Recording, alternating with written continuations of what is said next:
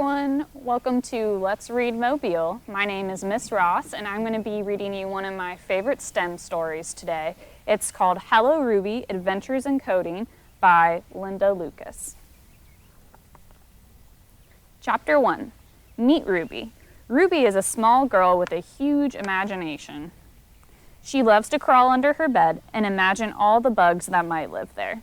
She's always coming up with new dance moves, and her favorite word is why. In Ruby's world, she's the chief creator and architect. One day she's a doctor, the next a bug hunter. Her superpower? Ruby can build things with her imagination. Anything is possible if Ruby puts her mind to it. One thing Ruby doesn't like is to be told what to do. Sometimes this means trouble, especially if the instructions are unclear. When Ruby's dad asks her to get dressed for school, she puts on her dress and shoes, but keeps her polka dot pajamas on. After all, Dad didn't tell her to change out of her pajamas. When it's time to clean up her toys, Ruby puts her stuffed animals, building blocks, and toy house away. But she leaves her drawing pencils on the floor. Pencils aren't really toys, she says cheekily. Chapter 2. The Clues. Chapter 2. The Clues. Ruby stomps and stumbles around her world while her dad is always working and traveling. Oh, how Ruby wishes she could go with him on his adventures. Working must be the best. But just when Ruby really starts missing her dad, she finds something unexpected, a postcard. Ruby's dad is always full of great surprises. Dear Ruby, today you're off on a grand adventure. I've hidden 5 gems for you to keep. I've hidden 5 gems for you to find. Keep going until you find them all. If you have more than one idea, follow the best one. And if you need help, remember that friends can often be found in unexpected places. I can't wait to hear how you found all the gems. Kisses, Dad. Ruby is excited. She wants to start her adventure and find the gems, but Dad hasn't left any instructions. How absent-minded of him. Where should I begin? How do I find the clues? She ponders. Ruby feels like she could go lie down and cry, but Ruby is a very practical girl, and she knows that often big problems are just lots of little problems stuck together. And with those thoughts in mind, she knows what her first step should be. I'll make a plan. Having a plan makes Ruby feel stronger. First, she slides under the desk to look for hints and finds 4 crumpled pieces of paper.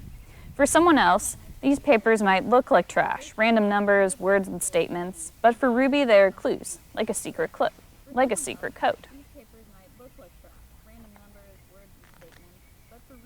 Chapter 3.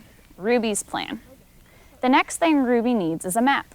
Carefully, she marks a spot for the penguins next to the riverbank. Then she finds the address of the robots and draws their teeny house. On the mountain, Ruby carefully writes snow leopard, and then figures out where the foxes live, in the little garden below the snow leopard. You can see her map right there that she made. But the map is far from complete. Ruby doesn't have any idea where the 5th gem might be, and she has so many questions. How do I find all the gems? What happens if I get lost in the forest? How do I know what to bring with me?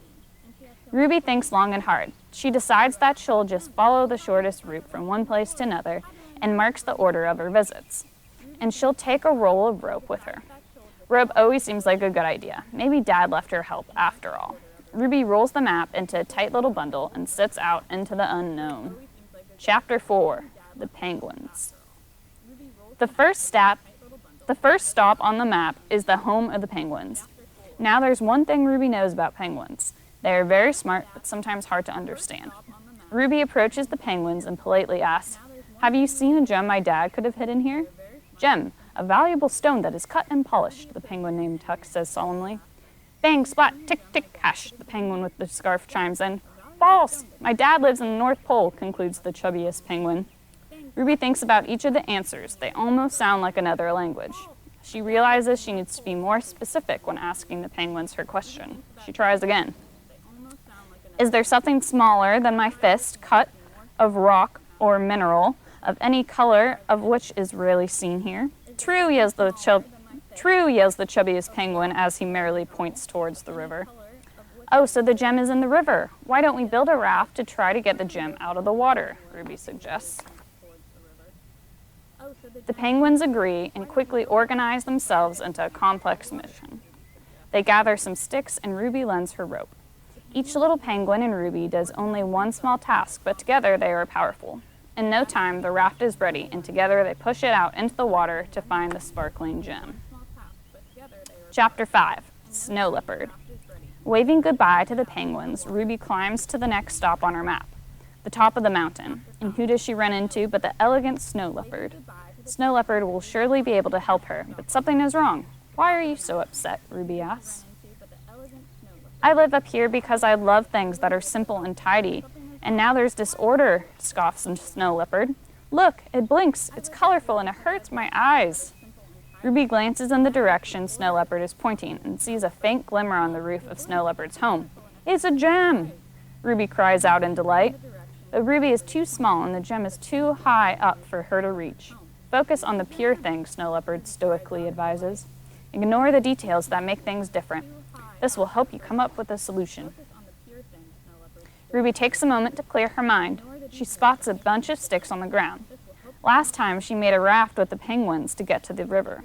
Maybe she can use sticks and rope to make other things. She builds a simple structure of ropes and sticks, repeats it 5 times, and soon has a ladder. Snow Leopard smiles, in that special way only snow leopards know how to. With the second glittering gem stowed away, Ruby thanks Snow Leopard and asks, what is the best way to get to the garden? Chapter 6, The Garden. When Ruby arrives, the whole garden is in chaos. Everything is out of order, with dirt, vegetables, and foxes flying every which way. It's hard to focus on anything. The foxes are confused about what to do.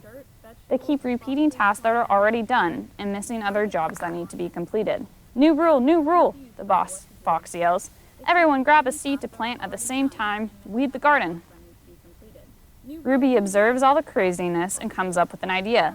She raises her voice and gets everyone's attention. You, and you. You're the planters. You need a bag of seeds. If the hole is empty, drop in 1 carrot seed. If there's already a seed, move on. Keep going until you hit the end of the row, then move to the next row. Repeat the whole thing 5 times. Ruby is pleased with herself. Now on to the others. The rest of you, you're the weeders. Your role is to remove everything green and living unless it's a carrot seedling. Check each row. Stop when you've reached the end of the 5th row. Oh, that helps, says the boss fox a little sheepishly. Everyone gets to work, and just when it's time to plant the last carrot seed, Ruby spots something half buried in the mud. It's a sparkling pink gem. With 3 gems in her pocket, Ruby lets out an exhausted but happy sigh, and that's when she smells something sweet drifting through the air. Her stomach starts to growl. Chapter 7, The Robots.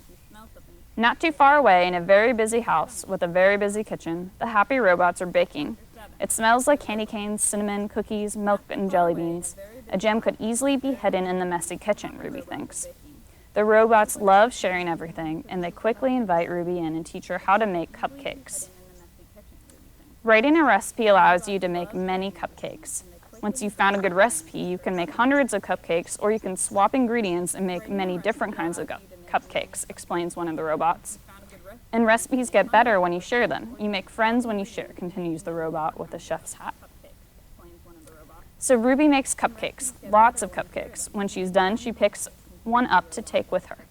I'll take the cupcake that has red sprinkles, yellow frosting, and no strawberries, Ruby decides. Ruby takes a final peek under the shelf and into the oven, but is disappointed that she can't find the gem. With a cupcake in her hand, Ruby thanks the robots and is on her way. When she takes a bite, she sees something inside. The cupcake glimmers. Chapter 8, Django. Ruby walks into the forest with the 4 gems in her backpack. Before she can get very far, a boy with a huge snake wrapped around his shoulders jumps out in front of her. Ruby spies the final gem in a chain around the boy's neck. Where did you get that gem? And what is that creature? Ruby asks. My name is Django, and this is my pet python. Who are you? What are you doing in my forest? I am Ruby. This is not your forest. It belongs to everyone, Ruby says fiercely. Ruby storms off without the gem, determined to get home, away from this boy.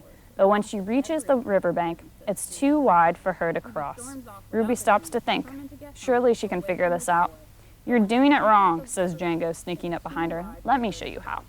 I know how to solve this myself, Ruby replies. You're doing it wrong. Feeling very confident, Ruby decides to build a bridge with her trusty rope and some sticks from the forest.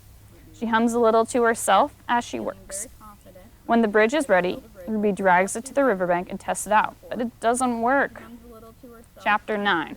The Problem. When the bridge is ready, Ruby is embarrassed. In her rush to build the bridge, she had forgotten to think about how to fasten it to the other side of the river. It's okay, Ruby. That was a great first try, Django assures her. We can figure this out together. Do you still have rope left? What if we use my rope to tie the bridge to Python and he can swim it to the other side? Ruby suggests after thinking a while. Their plan works. Ruby is about to ask for the gem around Django's neck, when all of a sudden the gem doesn't seem so important anymore. She already has 4 of them. The gems don't bake, ponder, dive, or argue like friends do. Ruby smiles at Django, but doesn't say anything about the last gem. She's finally on her way back home. Chapter 10.